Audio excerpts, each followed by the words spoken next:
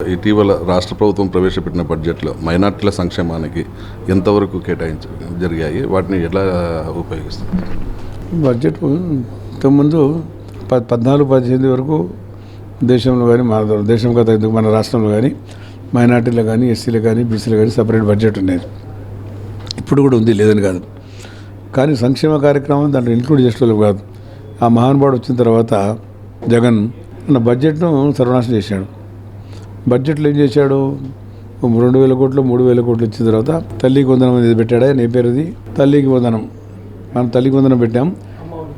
ఏదో అమ్మఒడి 42 లక్షల మందికి 42,35,000 మందికి ఇచ్చినాడు. 42 లక్షల మందిలో ఏం చేశాడు? సెగ్రిగేట్ చేశాడు.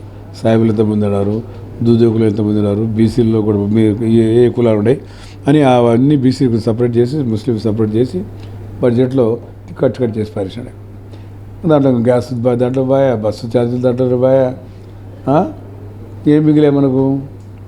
బడ్జెట్ ఇండిపెండెంట్గా ఉండేది. మా బడ్జెట్ మనమే ఖర్చు పెట్టుకోవాలా, అలాట్ చేసింది. అది సప్లై అంటారు. ఎస్సీ సప్లై అంటే మాకు సప్లై చేయడానికి ఏం చేయాలి కానీ మనం వచ్చిన తర్వాత 67 లక్షల మందికి చేస్తాం పెన్షన్లు. దాంట్లో అంతా బాయా. దాంట్లో ఒక అడాకు నపుంసకులు కూడా సపరేట్ చేశారు. నపుంసకుల్లో కూడా కేటగిరీ మళ్ళీ క్యాట్ చేసి బడ్జెట్ చేసి పెట్టాడు ఆయన మహానుభావుడు కదా సార్, సలాం చేయాలి ఆయనకు.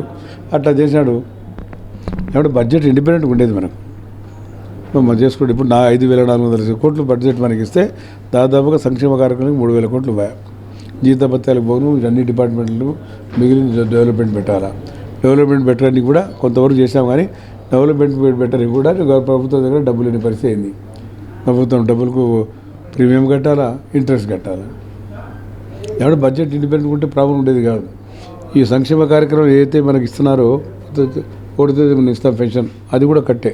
ముస్లిమ్స్కి ఎంతమందికి ఇస్తున్నాము కట్ బడ్జెట్లో. అట్టు ఉండేది కాదు. ఆయన వచ్చేదాకా అదే కంటిన్యూ చేశారు అందరూ. ఈ పరిస్థితి వచ్చింది మనకు. ఆయన ఏదైతే మార్పులు చేయాలని కూడా చేశాడు, కానీ సక్సెస్ కాలేదు. మళ్ళీ ఇంకా పాదయాత్ర చేస్తా అంటాడు మళ్ళీ. 1.5 సంవత్సరం తర్వాత ఏదో పాదయాత్ర తిరుపతి పోయి గుండు కొట్టుకుని వెంకటేశ్వర స్వామి దగ్గర నుంచి చేస్తే వస్తాయి. ఏమన్నా పనే ఆడది కల్తీ, దాని మీద చర్చ.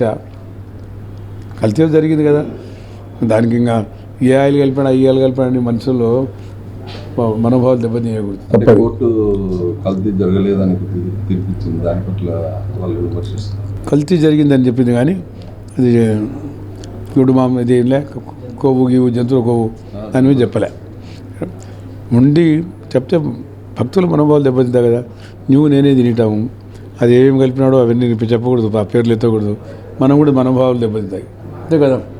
తిరుపతి పోయించారు, మనం కూడా ఇస్తారు లడ్డు, మేము కూడా తింటాము, అందరూ తింటారు.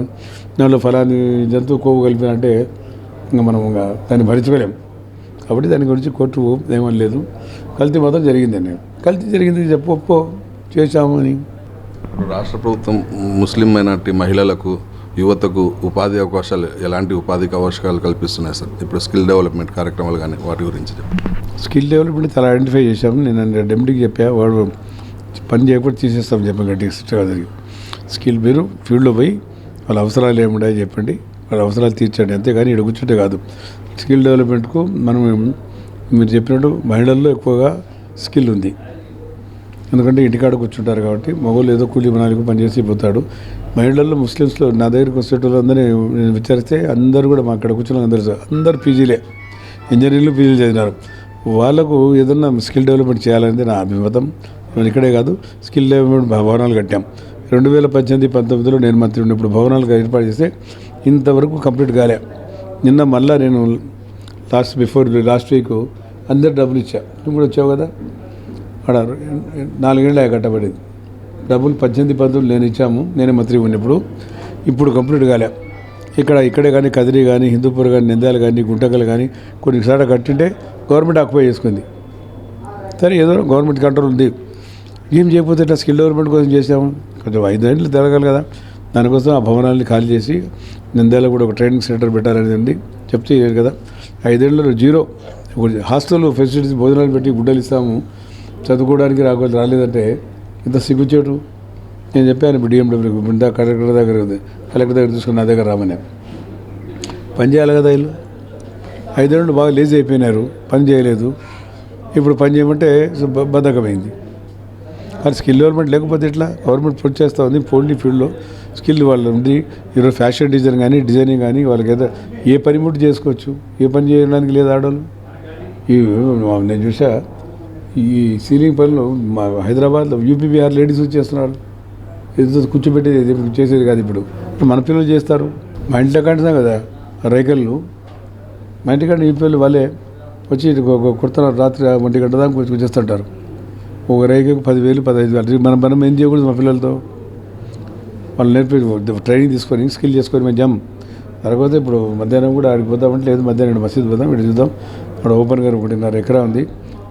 ఆయన మైనార్టీ ఫైనాన్స్ కార్పొరేషన్ ఏమిటే ఆయన మా చైర్మన్ అడ్డపడతాడు. ఆయన సొంత స్థలం ఉన్నట్టు మీకు తెలుసు కదా. ముస్తాక్ మౌలానా ఇది ప్రెసిడెంట్ ఆఫ్ ది మైనార్టీ వేసినారు ఏదో మంచి చెడు ఆయన పేషమాకు. ఆడ ఖాళీగా ఉంది 1.5 ఎకరా. స్కిల్ డెవలప్ పెడదాము, ఊరు మధ్యలో ఉంటుంది, ఆడపిల్లలు చేసుకుని బాగుంటుంది అంటే ఆయన అడ్డపడతాడు. ఎవరిని? నీదేనా అదే? మా నాయనది కాదు, మీ నాయనది కాదు. ఎవరు దాత ఇచ్చిపోయినాడు దాన్ని పెడదాం. సెంట్రల్ ఉంది, రాష్ట్ర ఎదురు ఉంది అని దానికంతా ఇప్పుడు రమ్మని నేను దానికోసం ఇప్పుడు పోయి చూసి అక్కడ స్కిల్ డెవలప్మెంట్ ఏదో చేయాలి కదా. ముస్లిం మైనార్టీలు ఎదుర్కొంటున్న ప్రధాన సవాళ్ళు ఏంటి? వాటిని ఎలా పరిష్కరించడానికి కృషి చేస్తున్నారు? బాగా ఎదుర్కొంటున్న సమస్య పేదరికాన్ని ఎదుర్కొంటున్నారు పాపం. ప్రభుత్వం ఏదో ఈరోజు ఈ పెన్షన్ ఇప్పుడు తల్లికి పొందిన విషయం ఎక్కువ లబ్ధి మనమే పొందినాం. ఎందుకంటే పిల్లల సంఖ్య మనకే ఎక్కువ ఉంది. నేను ప్రాక్టికల్ చెప్తే కదా, మదనపల్లి పోతే లెక్క ఉన్నాడు పెద్ద ఆయన, 12 మంది పిల్లలు సార్ అన్నాడు. సంతోషం నాయన, నాకు దండ వేస్తే నాకు దండ వేయకూడదు, నీకే దండ వేయాలని చెప్పి దండ వేస్తే నేను 6 మందికి పెన్షన్ వచ్చింది అన్నాడు తల్లికి పొందనం. ఆయన స్టేజ్ మీద చెప్తాడు 6 మంది మా పిల్లలకు వచ్చింది అంటే సంతోషం అని చెప్పి దండ వేస్తే ఆయనకు వెల్కమ్. అట్లా మన పిల్లలు తల్లి పొందనం వేయడంతో ఏదో చదువుకుంటున్నారు అంటే చెప్తాను నేను 6 మంది 11 మందికి. ఈ రకంగా దానివల్ల కొంతమంది పెన్షన్లు ఇస్తున్నాం పేదలకు. పెన్షన్లు కాదు, వాళ్ళు స్వయం ఉపాధి కావాలి. మీరు చెప్పినట్టు సెల్ఫ్ ఎంప్లాయ్మెంట్ కావాలి. అదే సెల్ఫ్ ఎంప్లాయ్మెంట్ కావాలి వాళ్ళకు. అదే నేను చెప్పేది, ఆర్థికంగా పుష్టి కావాలా. దానికోసం మైనార్టీ ఫైనాన్స్ కార్పొరేషన్ పెట్టింది నేను, ఎన్టీ రామారావు గారు చెప్పి పెట్టాము. ఉంది దానికోసం కదా సెంట్రల్ పెడితే ఆడపిల్లలు వస్తారు, సేఫ్టీ ఉంటుంది. ఎందుకంటే ముస్లిమ్స్ ఎక్కువ పంపారు పని కానీ సెక్యూరిటీ ఉంటుందని ఇక్కడ తేడా చేసాం. అన్ని చోట్ల కూడా స్థలాలు ఎక్కడ లేవు. మదనపల్లి లేదా, నంద్యాల లేదా, కర్నూలు లేదా, ఆదోని లేదా, ఎంబీ ఎక్కడ అన్ని చోట్ల ముస్లిం స్థలాలు ఉన్నాయి. కానీ మనం సద్వినియోగం చేసుకోలేదు. మనమే అమ్ముకున్నాం. నెఫ్ట్ కదా 32,000 ఎకరాలు. మళ్ళీ మిగతా దాదాపుగా సగం పైన కోట్లు ఉన్నాయి. మిగిలింది మన చేతులు 11,000 ఎకరాలు. ఇది మనమేం చెప్పుకుంటున్నాం. అదే చెప్తే కదా గుంటూరుది సమస్య. మీరు వాళ్ళకి మనకి గవర్నమెంట్ రేట్ ఏముందో ఇవ్వండి, మాకు 10 ఎకరాలు వదిలేయండి, మేము కమర్షియల్ కాంప్రమైజ్ చేసుకుంటాం. 10 ఎకరాల్లో 8 ఎకరాల్లో మీరు డబ్బులు ఇస్తే మా పిల్లలకు మీరు ఏదో స్కిల్ డెవలప్మెంట్ చేస్తామంటారు. మా పిల్లలకి ఎంత ఇస్తారో చెప్పండి, అడగండి. మా స్థలం 10 15 20 30 ఉపాధి వస్తుంది కదా. దాన్ని ఖాళీ పెట్టి ఏం చేస్తావో చెప్పాలి నాకు. ఇప్పుడు ప్రభుత్వం కొనింది కానీ ఫరూక్ కొనలే, 3rd person ప్రైవేట్ కమరే. దట్ ఈస్ గవర్నమెంట్ క్యాప్చర్ చేసింది. మీకు మేలు కదా, ఎంప్లాయ్మెంట్ అడగరి. ఏదో తప్పుంటే కూర్చుని మాట్లాడండి, సాల్వేషన్ చేద్దాము. ఏదో ఒక పరిష్కారం జరగాలి కదా. ఇప్పుడు 2 స్థలాలు అది కాక ఇంకో 200 ఎకరాలు ఉన్నాయి. అదే ఏదో పత్తిపాడు కాటసలు ఇంకా 280 ఎకరాలు ఉన్నాయి. ఇవన్నీ ఎవరు కాపాడాలని నిందాలు ఎంత ఉన్నాయి? హైయెస్ట్ ఒకటి ప్లాట్ రసూల్పేటలో 645 ఎకరాలు ఉంది. 642 acres పక్కన ఈడ పలుకునూరు దగ్గర. ఎవరు పోయి సైదాలు చేసుకున్నారు. ఆడెవడు ఈ గ్రామాల్లో పోయి ముస్లిం పోయి అడుగుతాడు ఇది నాది అని చేసుకొని ఇస్తారా? మనకు ఆ ధైర్యం ఉందా చెప్పాలి. 600 ఎకరాలు ఎవడు తీసుకున్నాడు? ఎవరు సేద్యం జరుగుతుంది. మా కొడుకు కావాలంటే 2% 3% మేము గుత్త రూపాయి ఇచ్చేది 10 పైసలు అని చెప్పి ఆ 10 పైసలు పైసలు దమ్ముడి మనం కనబడి దిగుతున్నారు. రేపు ఇట్లా ఉంది పరిస్థితి. ఇప్పుడు ముఖ్యంగా మీ న్యాయశాఖ మంత్రిగా ఈ మైనార్టీలపై జరుగుతున్న వివక్ష, అత్యాచారాలపై, మహిళలపై జరుగుతున్న అత్యాచారాలపై ఎలాంటి కేసుల్లో ఎలాంటి చర్యలు తీసుకుంటున్నారు? దానికోసం ఎలా మీరు ముందుకు పోతున్నారు? మైనార్టీలే కాదు, రాష్ట్రంలో ఆడబిడ్డల మీద జరుగుతున్నాయి. గతంలో కానీ చాలా మేలు. గతంలో ఒక డాక్టర్ మీదనే చేశారు, దళిత డాక్టర్ మీద ఎంతో మహిళలు చేశారు. ఇక్కడే నంద్యాలలోనే బలవంతంగా ఒకటి ఫ్యామిలీలో 4 సలాం అనే ఆయన భార్య, ఆయన పిల్లలు ఎందుకు తెచ్చినారు? వాళ్ళు ఏదో కేసులు ఉండారని చెప్పి సలాంని పిలిపిస్తే రావడం లేదని. ఆమె భార్య అమ్మాయి యంగ్ ఉంది కాబట్టి, ఫేర్గా ఉంది కాబట్టి పోలీసులు 24 గంటలు పిలుస్తున్నారు. నువ్వు రాకపోతే నువ్వు రా స్టేషన్కి రా, అది బ్యాక్గ్రౌండ్. ఎందుకంటే మనమంతా మనం చెప్పుకోకూడదు, చెప్పుకోలే, కానీ మీరు అడుగుతున్నారని చెప్పారా. ఆ అమ్మాయిని టార్చర్ చేయడానికి నాకు వాళ్ళు చేసిన పని. వాళ్ళ అమ్మాయి చెప్పేసిన భర్తతో, నేను ఈ టార్చర్ భరించలేను, నేను చచ్చిపోతాను, ఐ డిసైడ్ టు డైడ్ అని చెప్పింది అమ్మాయి. అప్పుడు నలుగురు భార్యాభర్తలు కూడా భార్యాభర్తలు ఇద్దరు పిల్లలతో కలిసి పిల్లలు ఎక్కడ పారిపోతారని పిల్లలు కాలు చేతులు కట్టి రైలు ట్రాక్ మీద పారేసినాడు. తర్వాత వాడు ఇబ్రాహిం అని నేనే నర్సరావుపేటలో ఒక మంచి ఇన్స్టిట్యూట్ వాడు కట్టాలని కాంప్లెక్స్ పాప శివప్రసాద్ ఉంటే మా మినిస్టరు చచ్చిపోయాడు, ఆయన లేడు. కాంప్లెక్స్ నేనే ఫౌండేషన్ చేశా 1918 ఆడ పరివరించేవాడు ఇబ్రాహిం వాళ్ళు చంపేసినారు. అటువంటి సంఘటనలు ఏం జరగలే. ఆ మిస్బా, ఐముగునూరు అటు ఫ్రీక్వెంట్ ఇన్సిడెంట్ జరిగినాయి. ఆడ ఎవ్వది పడుచుకోలే. మేము వచ్చిన తర్వాత ఇవ్వాల్సి వచ్చింది డబ్బులు, స్థలాలు. కాబట్టి జగన్ ప్రభుత్వం ఒక టెర్రరిజంగా అయిపోయింది మైనార్టీల మీద. ఎందుకు మన జగన్ మీద ప్రేమ ఉండేది మన వాళ్ళకి ఏమో కానీ నాకు తెలుసు. కానీ ఏం చేసినాడు వాళ్ళ ఆయన కూడా ఏం చేసినాడబ్బా. ఇవన్నీ స్కీమ్స్ అన్నీ మనమే తీసుకొచ్చాం, ఎప్పుడు ఏం చేయలేదు. ఒక రిజర్వేషన్ కూడా మా ఐడియాలజీ పెట్టిన తర్వాత నీ ఐడియాలజీ పెట్టాము. This is my bright child. ఇవన్నీ తీసుకొచ్చింది నేను స్కీమ్స్. నేను అమలు చేశా 2003లో. నేను గఫర్ కూడా ఉన్నాడు, అందరిని పిలిపించా. అమాలా ఖాన్ వచ్చాడు. అప్పటికి అమాలా ఖాన్కు మధ్యలో కొంచెం డిఫరెన్సెస్ వచ్చినాయి. రసూల్ ఖాన్ వచ్చాడు, షా ఆలం ఖాన్ కొడుకులు మహబూబ్ ఆలం ఖాన్ వచ్చాడు. అందరిని పిలిపించా, ఖాదీని పిలిపించా, నూరు కాలేజీలు పిలిపించి అందరిని పిలిపించి ఏం మనం చేద్దాం నెక్స్ట్, ఏం కావాలో మైనార్టీకి. ఇన్ని కాలేజీ మైనార్టీకి ఇచ్చాడు చంద్రబాబు నాయుడు గారు. నాకు కూడా ఇచ్చాడు, నేను పెట్టుకోలేకపోతే. చంద్రబాబు కాలేజీ నాదే కదా, నేనే పెట్టుకోలేకపోతే. అటు మైనార్టీలు చంద్రబాబు నాయుడు ఇచ్చింది కాలేజీలు ఇన్ని ఇచ్చినాడు, మనం ఏం చేద్దాం ఫర్దర్ అంటే రిజర్వేషన్లు పెడదాము అని నేను కరెక్ట్ అడుగుదాము. అప్పుడు గవర్నమెంట్ మనం ఏం చేసాము, డిజాల్వ్ చేసి చంద్రబాబు నాయుడు అసెంబ్లీ ఎన్నికల ముందు పోవాలని.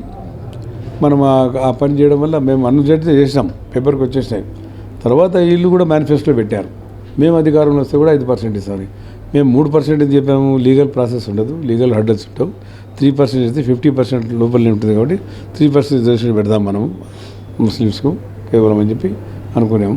ఆయన 5% అన్నాడు.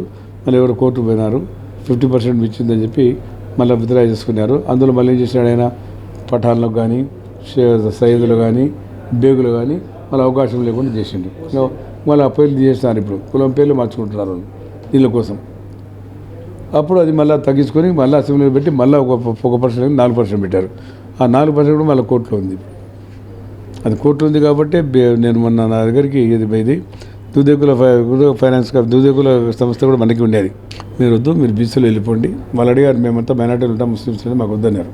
నేను అడ్వైజ్ దాం, వద్దమ్మా, 2% రిజర్వేషన్ మీకు రైట్ ఉంది, మీకు బీసీ బీ కింద మీకు రైట్ ఉంది. మళ్ళీ ఇది స్టేట్ గవర్నమెంట్ది ఈ రిజర్వేషన్, ఇది శానిటరీ లేదు, ఇంకా రాలే, కోర్టులో ఉంది. మళ్ళీ పొరపాటు అయితే ఇది కూడా పోతుంది. ఇది యూ కంటిన్యూ దేర్, బీసీలో ఉండి మీకు రిజర్వేషన్ ఉంది కాబట్టి కంటిన్యూ అండి. ఖురేషీలు కానీ మీరు కానీ అవకాశం ఉంది. కాబట్టి మీరు దాన్ని సద్వినియోగం చేసుకుంటే బీసీబీలు మీరు ఇద్దరు ఉన్నారు, మీరు ఆడిన ఉండండి అని చెప్పి వాళ్ళు ఆడిన ఉండడం మంచిది. ఎందుకంటే ఇది కోర్టులు ఉంది కాబట్టి తర్వాత కోర్టు అయిన తర్వాత మనం ఆలోచిద్దాం, చేద్దాం, మనం కూడా దుర్యోగులను కలుపుకుందాం. ఎందుకంటే వాళ్ళు ఇది పేర్లలో మార్పు దానిలో ఉండొచ్చు, కానీ సంస్కారం సంప్రదాయాలు ఒకటే కదా. పెళ్ళిళ్ళు కానీ పేరెంటాలు కానీ అన్నీ కూడా ఒకటే. అవి జరిగింది.